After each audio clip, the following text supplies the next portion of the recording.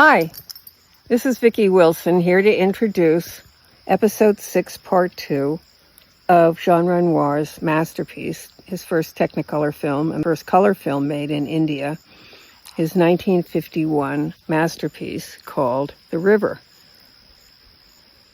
We left off where Toby is being called away and taken out of the magical, dangerous garden and carried over the wall back into the arms of colonial India. The question of when the book takes place and when the movie takes place was being discussed in part 1 of episode 6.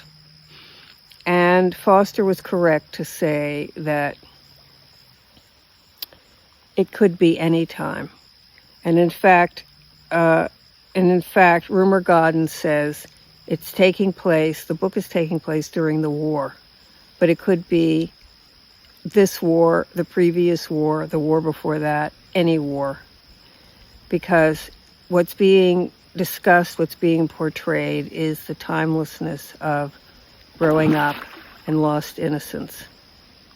And as Harriet says about growing pains, I hate bodies. But as Rumer Godden says about growing pains and the whole experience of growing up and losing one's innocence, we all have to do it. We all have to go through it willy-nilly. And that's exactly what we're doing in this episode on the Art of the Arts, episode 6. Now on to part 2. If you haven't seen part 1 of episode 6, I think that might be a good idea.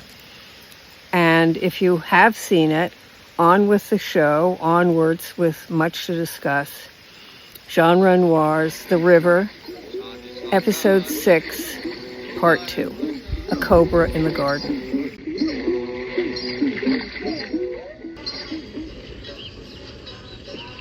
Anna! Chala Anna! Bogey, chala!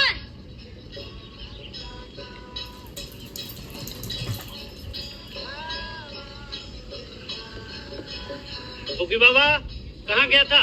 दिन पास शैतानी करता है. जाओ, घर जाओ.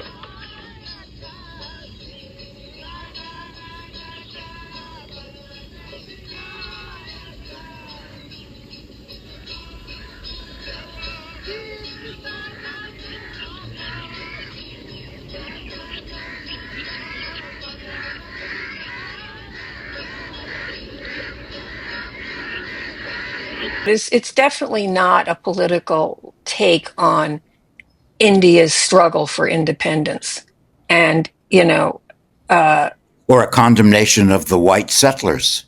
right. Or, what a condemnation of what the colonials did in India and how and everything, all the violence that ensued from that.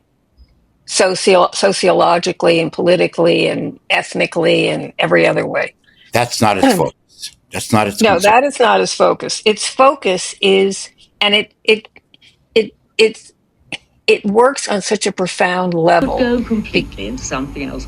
Everything Jean did, Michael Danny tried to stop because he could not understand what he was getting at. It was very grievous to see. There's a shot during the big siesta where we wanted to establish everybody was asleep, and leading up to the death of the little boy, where the little girl is lying on the floor under the bed and the rabbit is asleep on the bed, and then he gets up and hops and looks over at her. And that took 3 days to get. And Michael Danny was really in despair. Because of the narration, but also because of these two sensibilities of writers.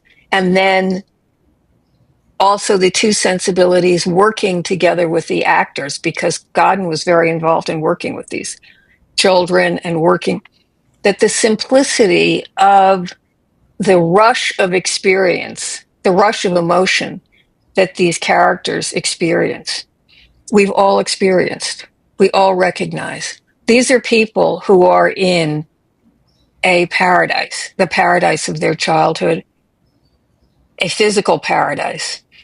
And then with Bogey, there is a cobra who enters the garden. And Captain John is there, and everything changes as a result of it. Yes, it's about change that comes to the young Harriet's growing up period. And she and her friends, by the end of the story, that great last shot of the three women against the river, we've been with them as they've changed, as they've evolved and grown.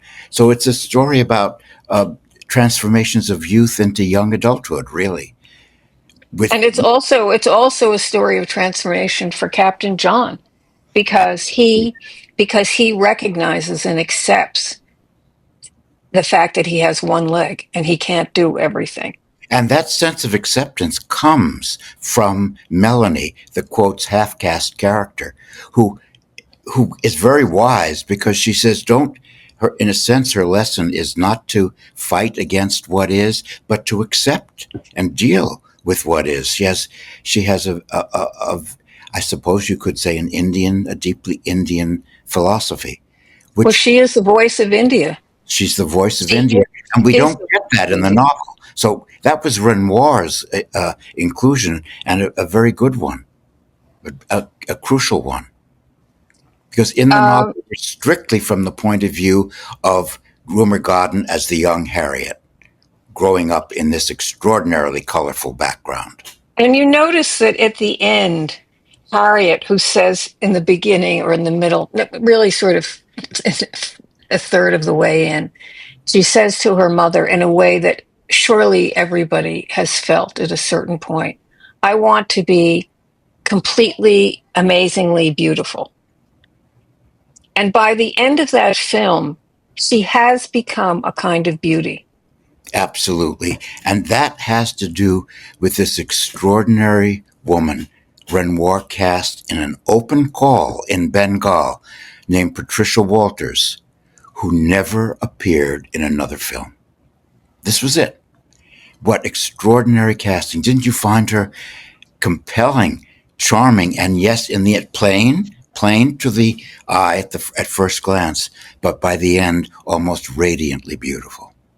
Absolutely. And we see her evolution. We see her emotional evolution, as we see her coming to grapple, trying to understand what is these mysteries, these large questions, these large souls of feeling that are overtaking her. We saw. Show me. Maya, am I beautiful? You have an interesting little face, full of character. And you have nice eyes and hair. Why should people be made some pretty and some ugly? No one's ugly. When you really look at them, the most surprising people are beautiful. Look at Nan. Nan, she is nice. Now say Hoppity. Hoppity's delicious. And so is Victoria. And Bogey has such dear little bones. You're beautiful, Mother. Of course you're old. And Elizabeth. Of course she's young. Let me look at the other hand. And Captain John. Captain John. Mother, I want to be outstandingly beautiful. We also see her begin to physically change. But you know, he said, I want an ugly duckling. And he says, she's an ugly duckling. But they all grow. They all grow. But this was Renoir's choice.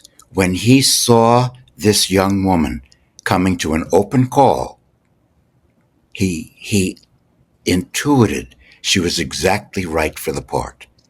And that she had a following for decades for her appearance in this one film, Patricia Walters, one film. And then she vanished. vanished, never made another film, never. And it's almost, and she has a loyal following for this one part. If she had made other movies, I wonder if it would almost have undermined the extraordinary impact she has in this one role. I associate her with this role. I saw the film. I'm old enough to have seen the film in 1951, and I was absolutely charmed by this young woman, Patricia Walters, and I remembered her forever. She was a Well, favorite. she has a kind of 50s look. So you would have identified with that look then at I, that time when you saw this movie.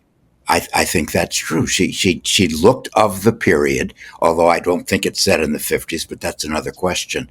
But I became so enamored of this character, and I collapsed the character and the actress into one, and I almost convinced myself it wasn't an actress. She was really playing a part. She was that character. If she had a career, I wonder if it would have diminished the powerful impact she has in this one performance. Well, it's like if you take, To Kill a Mockingbird. There never should have been another book after To Kill a Mockingbird because that was the perfect book. That was the book that was associated with her career, with her whole whatever. And Anything I else? mean, there's certain things that are just perfect as they are, and you leave them alone. I would say Patricia Walters as Harriet in The River is a perfect performance. It can't be added to. It is what it is. Now, but moving to Captain John, played by another sort of non-actor, I was talking about how much I love this film and preparing for our talk today with a friend of mine who said it is a glorious film, except for the stiffness of the actor who plays Captain John. I came.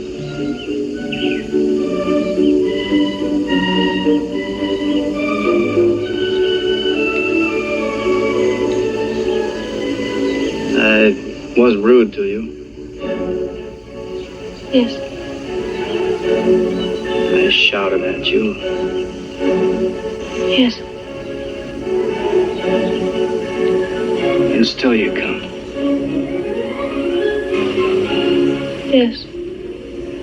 And John, I've heard that these actors were considered for that part of the dashing young American wounded soldier. Marlon Brando, James Mason, Glenn Ford, Sam Wanamaker, Van Heflin. Van Heflin, yeah, I know they all were. But They were all did you considered. know that he was Joseph Breen's son? That's what I was just about to say. Joseph Breen, who enforced the Hays Code Exactly. for generations, and who was a very staunch Catholic and a staunch moralist. We can debate about how much damage he did to the American screen. But this man, who was a soldier, did you know that, Vicky? And He had lost a leg. He had lost a leg in Guam after the war, and had played in small parts in movies because of his father. And then he gets this part, and then he never appears again and goes into construction. He didn't want a career. And there's something as pure in his performance as there is in Patricia Walters. He wouldn't have had the finish and the polish of a Glenn Ford or a Marlon Brando, but he has a certain masculine appeal. You can see why those young women are drawn to him. And there's a simplicity and a lack of actorly fussiness about his work that I think is just right. I can see somebody saying he's a bit stiff. Krishna. It's about any little girl. How do you spell conclusion? Why not just put the end? It isn't the end. It's endless. It begins all over again with a new baby. Valerie, not that side. That's my private diary. Valerie! Captain John's face is like Antony, who made Cleopatra die. Not only Antony. Antinous, the beautiful god. Listen to this. His face is like a sensitive plant. Oh, Harry, a sensitive flower, please.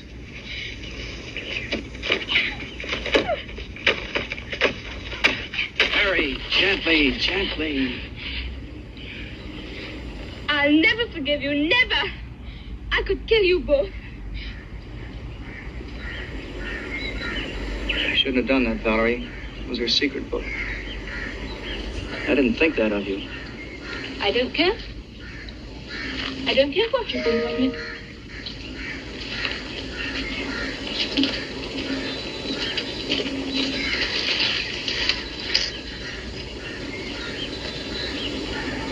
Wouldn't you like to play with me? No, no thanks. Why not? I just don't feel like it. Can you play? Of course.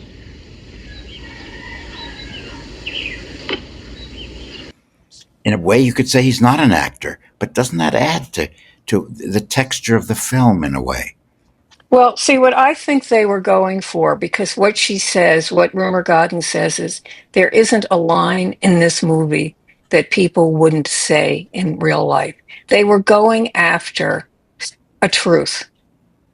That's what she was obsessed with. That's why she hated Black Narcissus, because she said there's not one, it's all fake, it's all false.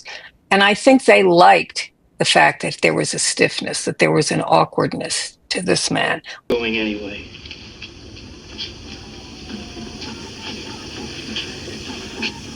Where will you go?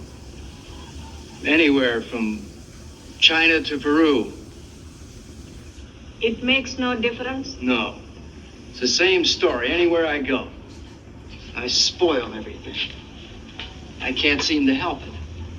I'm a stranger. You know what that means? A stranger. Valerie thinks she taught me a lesson. Well, I don't accept it. I refuse to be bound by this. I'm a normal man in any country. Where will you find a country of one-legged men? Don't tell me Awkwardness to this man. Also, I'll tell you another reason why it worked. In the real world, there might have been a stiffness and awkwardness to this character coming into a strange environment. Right, that's right. That's what I'm saying. Suffering. He has inner wounds and outer wounds. He's a man in transition, just as the way the young women, Melanie and Harriet, are in transition. He would not have been this confident movie star. He would have been insecure and uncertain. Well, had they used a movie star, had they used an actor, it's like what they did was it was like a piece of outsider art. They took people who were untrained and they worked with them, because Renoir at a certain point said, I don't just believe in luck.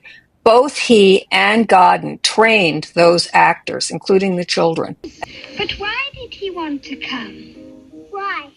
Yes, why?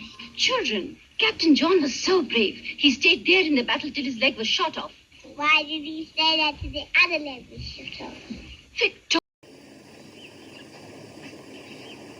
He's helping her off as if she were a grown-up person.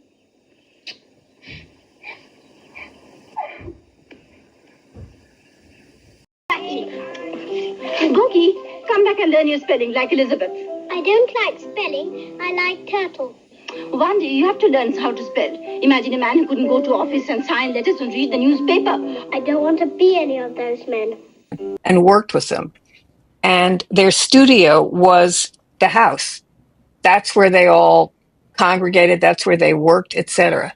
But the reason why I'm saying that the stiffness worked and an actor would have been too slick, particularly coming up against a Patricia Walters, who wasn't an actress.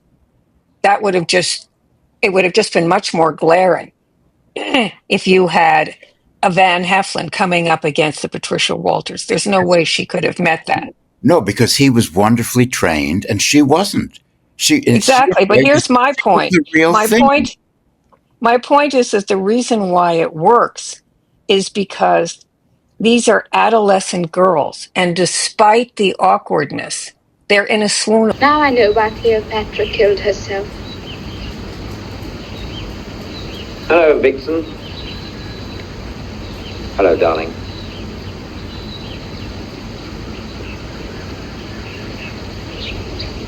Who's that? Captain John. Give it to Nan, to Frave as a keepsake.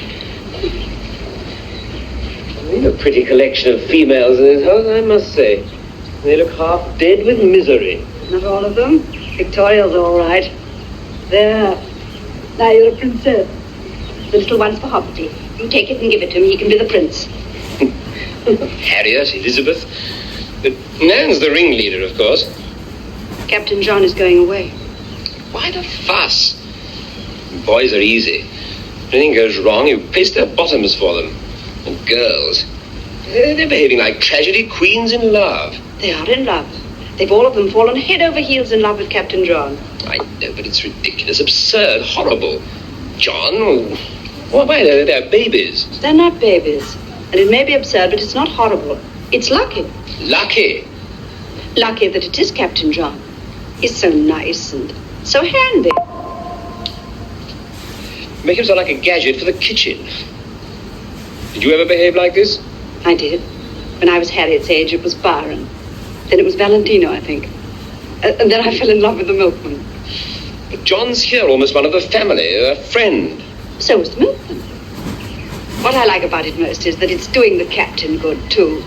It's giving him a private revolution, besides breaking the children in. Swoon over this man. If he had been a Marlon Brando, it would have made perfect sense for them to be in the swoon. And the father who was literally, really, in real life, married to the mother, who's wonderful. Wonderful. The father says, "What's going on?" Everybody is, everybody's like in the dumps over Captain John. I don't see it, and that's the whole point. They're girls.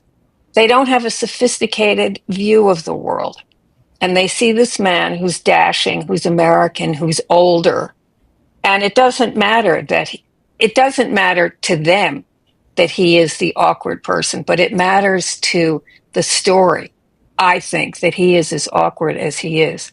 So the stiffness, I think, is deliberate, even though I don't think he faked it. I just think the stiffness adds to this adolescence. No, but the stiffness is what Breen brought to the part. He was an unfinished actor. Unlike Patricia Walters, he had been in a few movies, but he wasn't much of an actor. And not being much of an actor was exactly the right quality for this story. The other trained actors would have been too slick, too professional, and it would have shown it would have been the wrong note.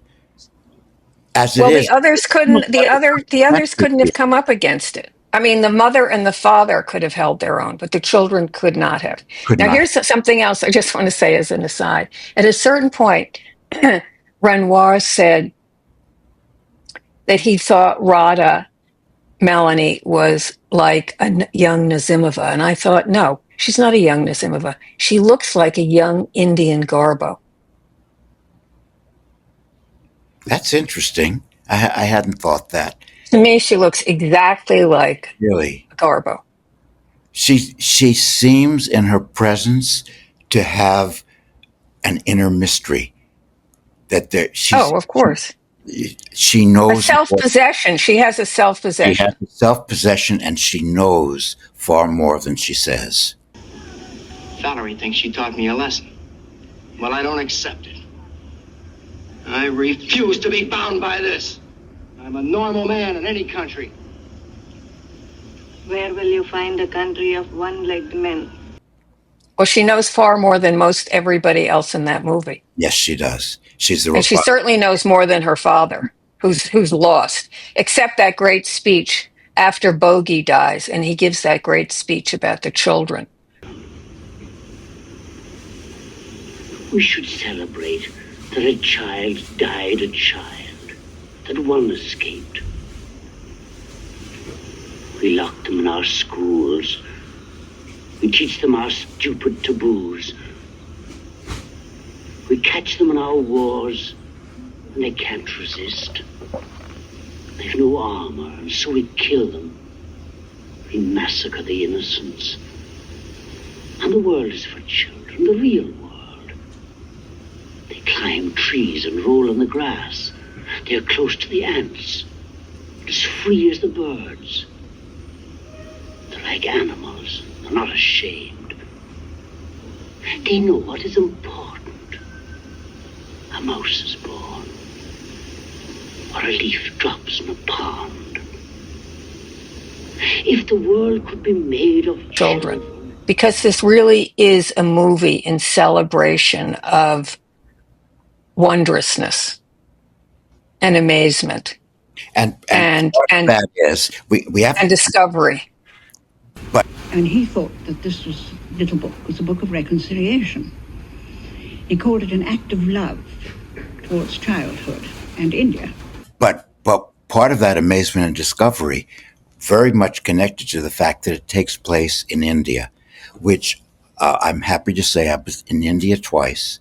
It is the greatest country I've ever visited. In my mind, there's India and there's the rest of the world. Am I exoticizing India? Yes. Am I guilty of exoticizing? I'm sure I am. But so be it. The film exoticizes India, but it presents India as this place of great wisdom, beauty, of a sense of power that comes from the country and the culture itself. Well, the power comes from the river. And from the river. And the river, of course, becomes this image of life going on. It's far more than a river. But we can't ignore how powerful and potent the film's presentation of the real India is. And eagle. For each life given in this war, a light is lit. On the darkest night of October, millions of lights burn all over India.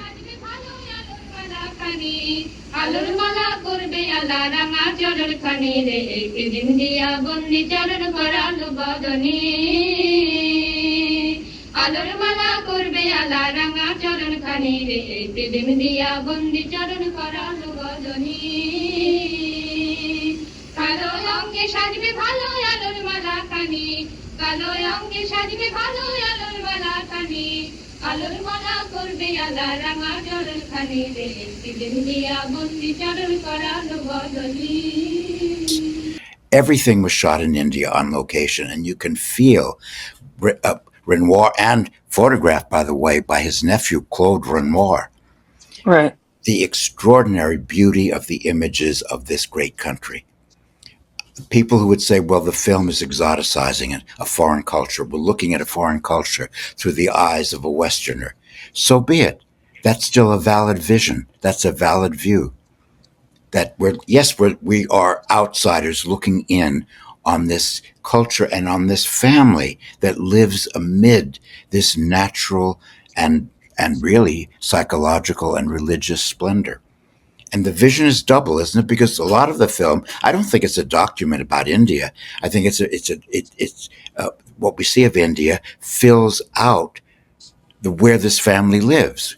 We see the family in the world that they live in, which is not only that beautiful house and garden on the river, but the bazaar, the jute works, the festivals. We get a sense of what life was like at that time. If you want. Well, I think what he does is that house, in a lot of ways, keeps that aspect of India out, and what he does is he allows it in by bringing it into the movie, and bringing it into the movie and into what we see. And the point, the sort of pivotal moment is when Bogey goes out into the bazaar, and there is the snake charmer.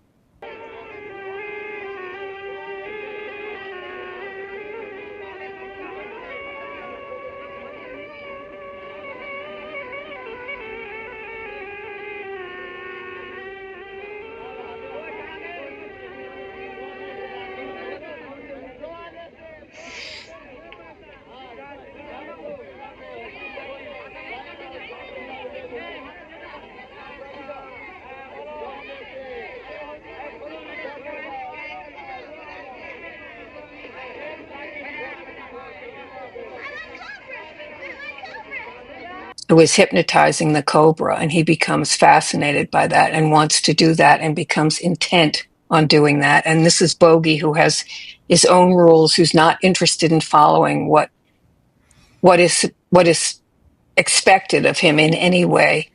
And he becomes obsessed with hypnotizing the snake, and he brings that into the confines of that garden of their house.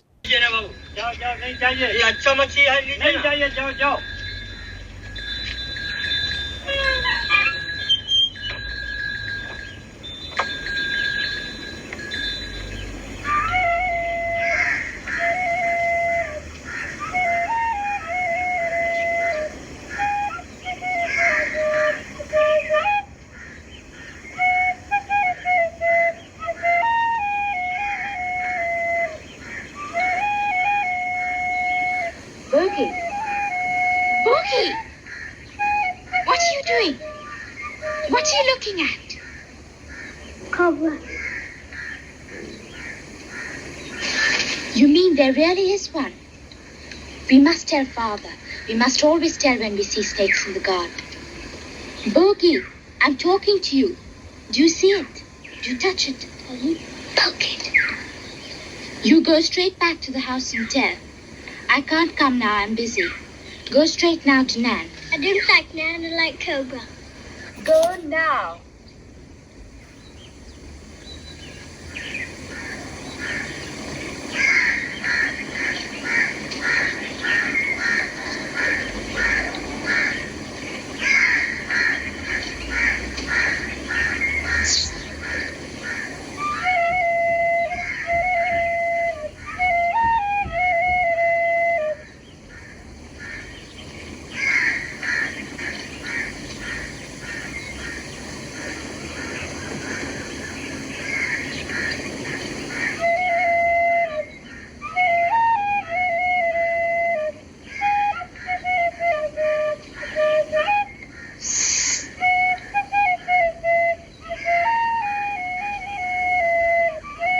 House So of their paradise. Can we interpret the snake as the potential danger of India to this sequestered British family? That the snake is the snake? No, I don't see it that way. You don't I don't see it that way. I see it as opening up to the world as Captain John comes into that paradise. And everything is disrupted.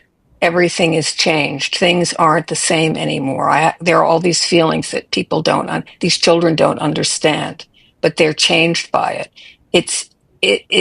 You can't stop it. There's no way to stop that force, just like there's no way to stop the river. But the house is sequestered. There's a wall. And there's it is protected. The gate opens into the world beyond, which is the world of India. But within the confines, they're a British family in a foreign country. Right. So part of what's going on is India is entering into that house, but you don't see the snake as the possible danger of India to these interlopers. I don't. I see your point. But I think that what the point that he's making is that life comes into however you've cordoned yourself off, whatever the walls are, whatever the boundaries are, life comes in and everything changes. There's a death and there's a new baby that's born. And so I see it as however you try to protect yourself, life will come in and affect you, and it will hurt you, and it will bring you tremendous joy. It will confuse you, and it will bring you rhapsody. But you can't wall yourself off. No, and that's why we see that gate opening and closing throughout the film. But do you see what's right on the other end, side of that gate? Yes, you do.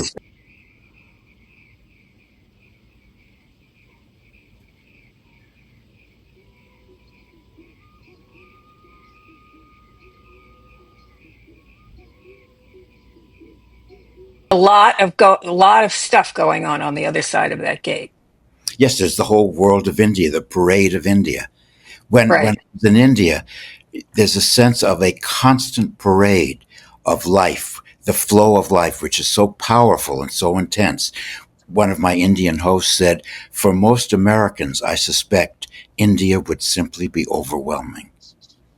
I have been terrified to go. I have. I get over it. It is the most extraordinary country in the world, and the view of India in this film from 1951, it's very similar to the experiences I had both times I was in India within the last 10, 15 years. There's something. Do you have an impulse to go back? Absolutely.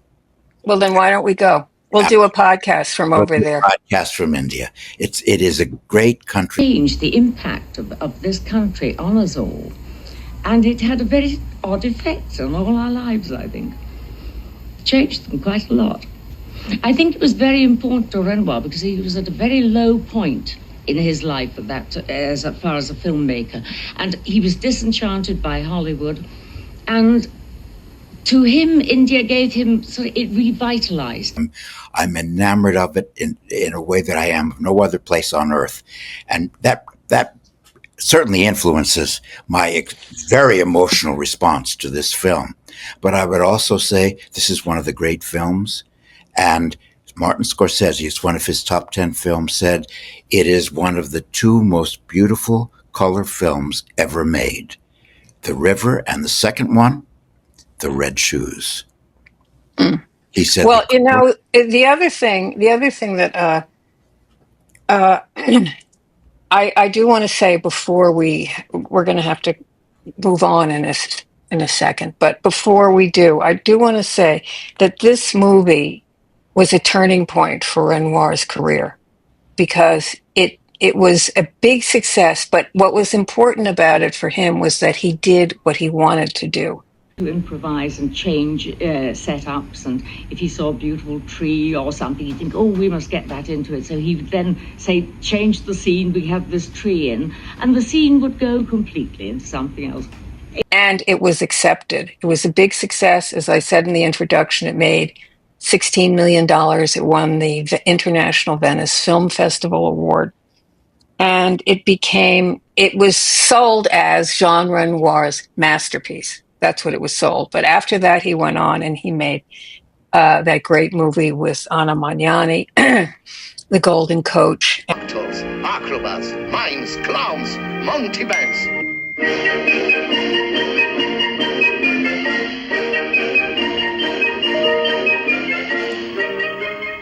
Where is truth?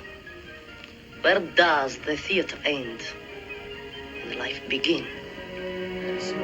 Your only way to find happiness is on any stage, any platform, any public place during those 2 little hours when you become another person, your true self.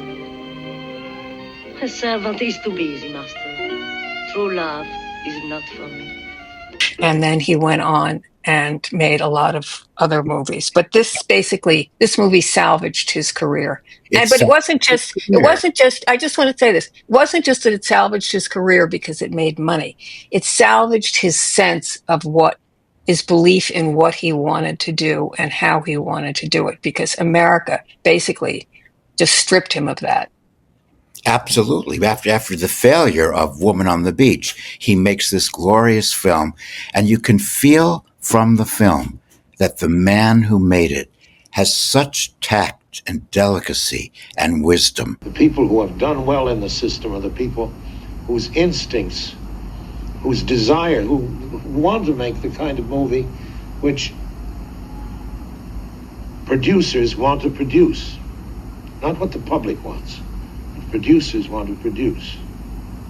People who don't succeed, the people who've had long, bad times, like Renoir, for example, is I think the best director ever, are people who didn't want to make the kind of pictures that producers want to make. Producers didn't want to make a Renoir picture even if it was a success. You feel the wisdom and the humanity of the man behind the camera, the director of this film. What can I tell you about Jean? Because I don't have the words lavish enough to describe my feeling about Jean. Humanism, great humanity, great feeling for the human race. Look at the pictures. The people. There are no villains in you. You know, he wrote probably the greatest single individual line ever written in a movie, which is, unfortunately, everyone has his reasons. And that you can be thinking about forever. Its treatment of people, the way its view of what it means to be human is so moving and so profound. And it has to come directly from the director, working with Claude Renoir, his great cinematographer, and but you can't, writer, Rumer Godden. Yes, you have to have Rumer Godden because it was her. It's her spirit. But I just want to get back before we have to go. I want to get back to the snake for a second, because there are other ways that you could look at that, which is if you will something and you don't understand it, there's going to be a big price to pay for that. This little boy willfully was determined to do this, and played with a nature and played with an animal this was just, it's on a cellular level. This is how the animal behaved. But he was playing with something that he didn't understand. He was willfully doing it, and he pays the ultimate price. And I think that a lot of this movie is also about surrendering to the river, surrendering to the flow of life, and not willing your way. Because Harriet does try to will her way into Captain John. We didn't even discuss the story that she tells and how she tries to divert his attention to her, and then how in the end his attention comes to her naturally. I can't reach it. Hand me a light like a good girl, will you, Harry?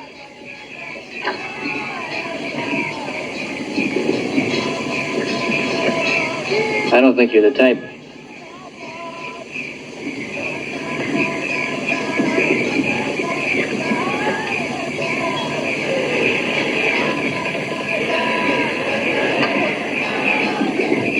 People like you just don't lie down and die. What will I do then? You'll begin again. You know what I think? I think with everything that happens to you, with every person you meet who is important to you, you either die a little bit or are born. Someone said something like that to me once. Must have been someone very wise. Oh, I remember it was little Victoria. Did you ever die? 2 or 3 times. You won't tell anybody, promise? Promise.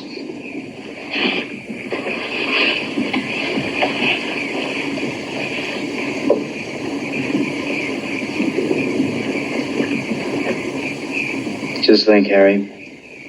One of your poems might still be alive in, say, 4000 A.D. Captain John, I love you.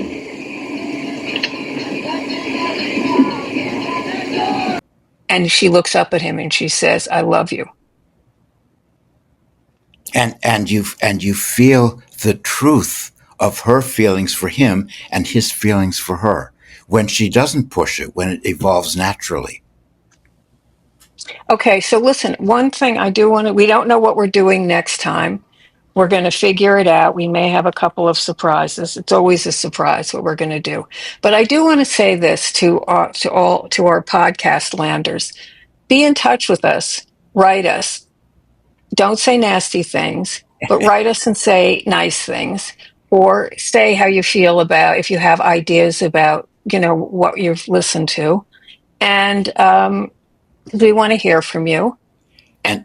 But I do think we have to say about the river, Vicky, that what we're talking in glowing terms about this film, it is a discovery, because I'm not sure that it's that well remembered or that widely seen anymore. And in my opinion, it's one of the greatest films ever made, and it had an enormous influence on Indian filmmaking, on Renoir's career, and on all filmmaking.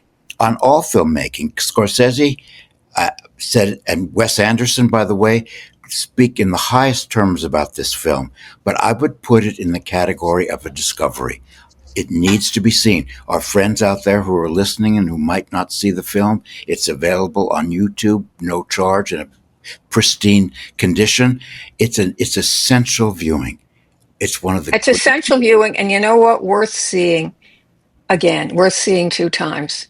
2, 3, 4, 5. It Exactly. pulls you in. And you know, we didn't even talk about the color aspect of it, because you know there are lots of it when they're in the garden.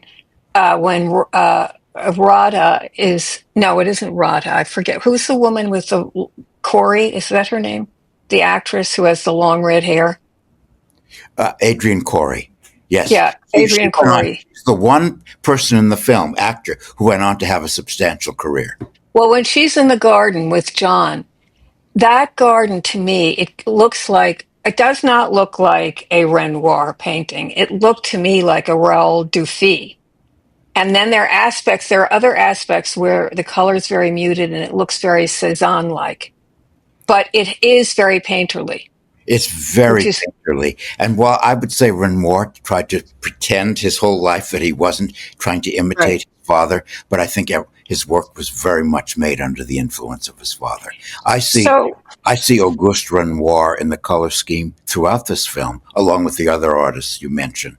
But it's a deeply Renoir-esque film, it seems to me.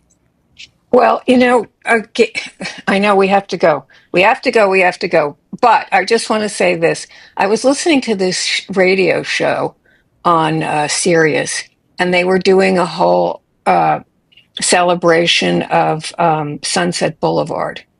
And all of the actresses who had played Norma Desmond were talking about how much they loved her, how much they had come to love her, and how deeply they felt. And I thought, you know, this makes perfect sense to me, because Sunset, I mean, we're not going to go into a whole discussion of Sunset Boulevard now, but I think what I'm suggesting is that somewhere down the road we should, because the way Norma Desmond was written by Billy Wilder in 1950,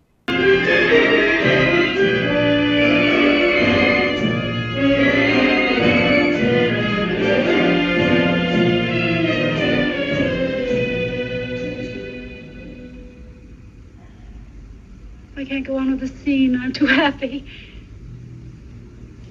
Mr. DeMille, do you mind if I say a few words? Thank you. I just want to tell you all how happy I am to be back in the studio, making a picture again. You don't know how much I've missed all of you. And I promise you I'll never desert you again. Because after Salome, we'll make another picture and another picture. You see, this is my life. It always will be. There's nothing else. Just us. And the cameras. And those wonderful people out there in the dark.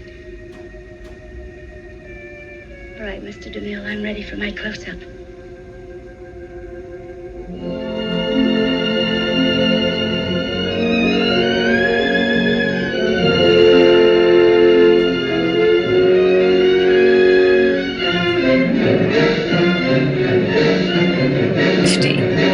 And the way Norma Desmond is seen now. Get out. I'm sorry. I'm sorry you lost your friend.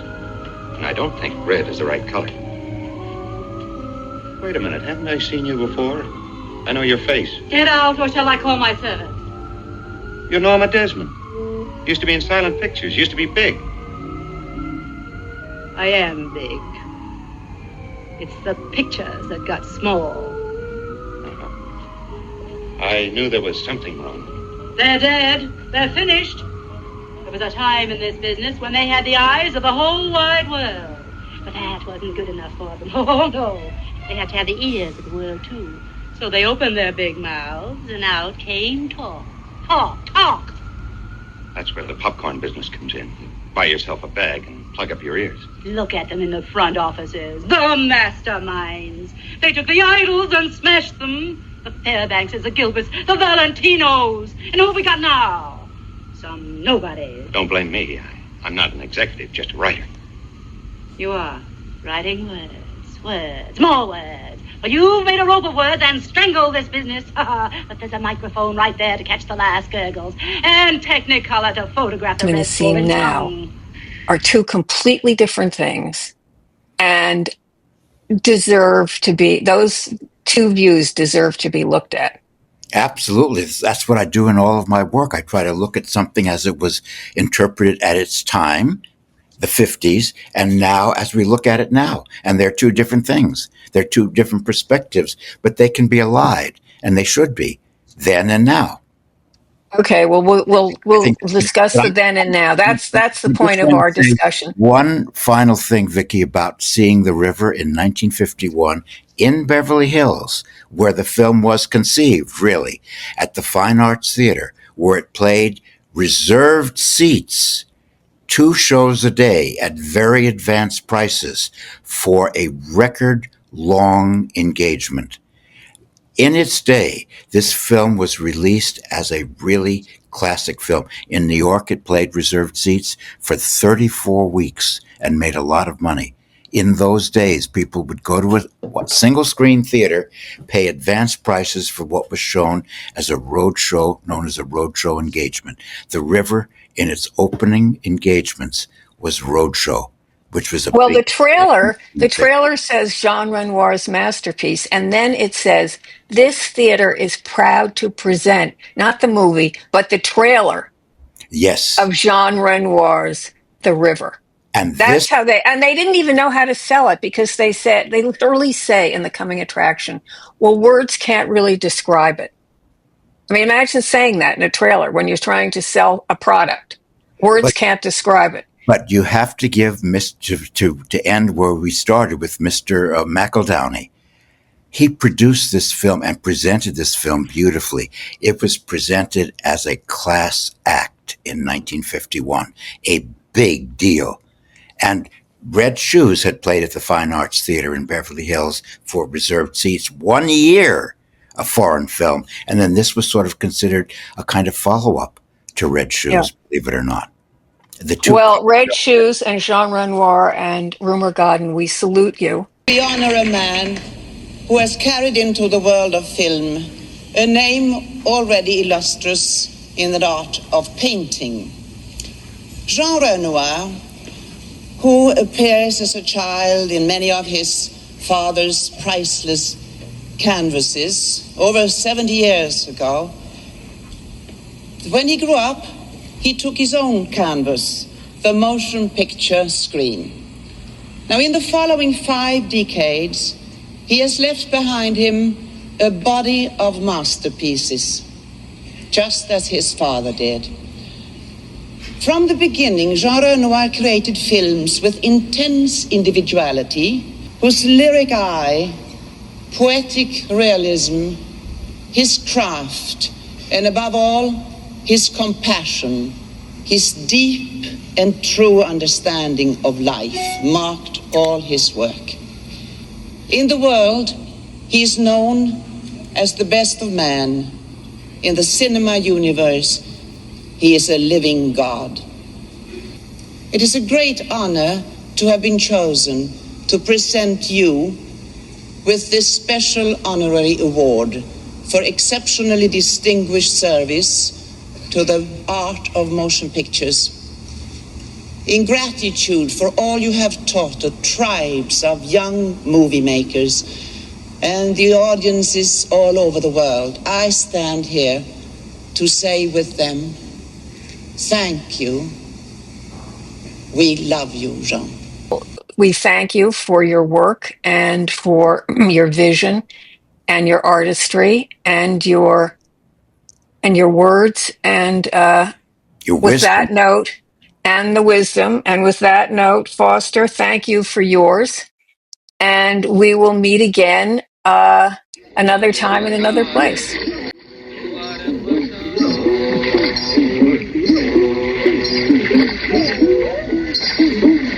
Thank